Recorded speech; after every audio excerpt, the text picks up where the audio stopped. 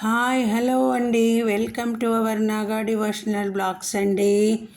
మనం ఈరోజు ఈ వీడియోలో చూశారు కదండి తమ్నైలు, వామాకు బజ్జీలు చేసుకుంటున్నాం. మళ్ళా వచ్చి గుంట పొంగనాలు కూడా నేను ట్రై చేశానండి. ఈ రెండు వెరైటీస్ చేశాను సండే ఈవినింగ్ స్నాక్స్గా. ఇది వీడియో తీశానండి అందరి కోసం. ఇంకా వీడియోలోకి వెళ్ళిపోదాం.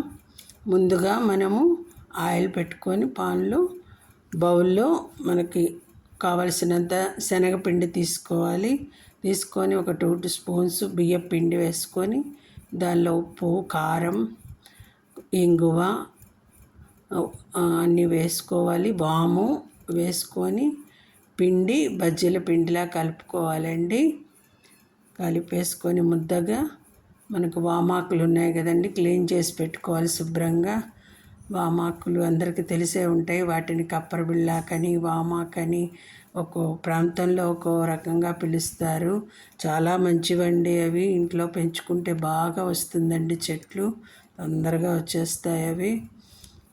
ఇలా ఆకులు కోసుకొని క్లీన్ చేసుకొని మనం పిండి కలిపి పెట్టేసుకొని ఆయిల్ కాగిన తర్వాత ఇలా మనము పిండిలో ముంచుకొని ఒక్కొక్క ఆకుని పిండిలో ముంచుకొని పిండికి ఆకుకి స్ప్రెడ్ అయ్యేలా పిండి చూసుకొని నూనె కాగిన తర్వాత ఒక్కొక్కటిగా వేసుకొని ఫ్రై చేసుకోవాలండి. ఇలా 2 పక్కల ఫ్రై చేసుకుంటే మనకు వామాకు బజ్జీలు రెడీ అయిపోతాయండి. ఇలా చేశాను వామాకు బజ్జీలు. మళ్ళా వచ్చి నేను గుంట పొంగనాలు కూడా ట్రై చేశానండి.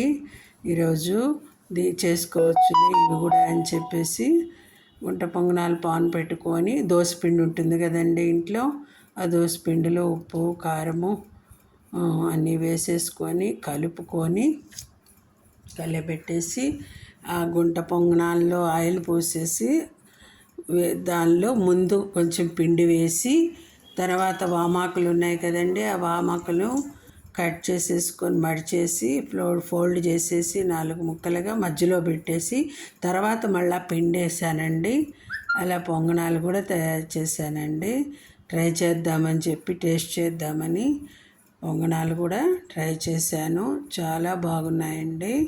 ఇట్లా నేను ఈరోజు 2 వెరైటీస్ చేశాను. వామాకు బజ్జీలు, గుంట పొంగనాలు 2 ట్రై చేశాను.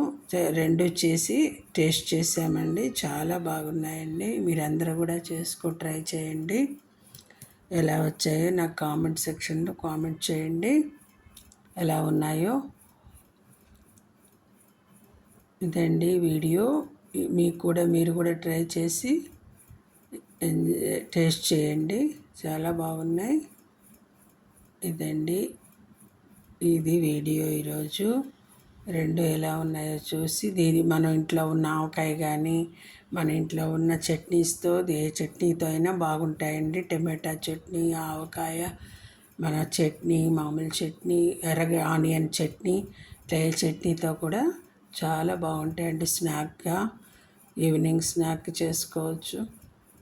బ్రేక్ఫాస్ట్కి, డిన్నర్కి ఇది ఎట్లయినా చేసుకోవచ్చు. ఎట్లా కావాలంటే ఇట్లా చేశాను నేను. ఇదండి వీడియో. మీకు ఎలా నచ్చాయా చెప్పండి. నచ్చితే మీరు కూడా ట్రై చేయండి. ఓకేనండి. వీడియో నచ్చితే లైక్ చేయండి, షేర్ చేయండి, సబ్స్క్రైబ్ చేయండి.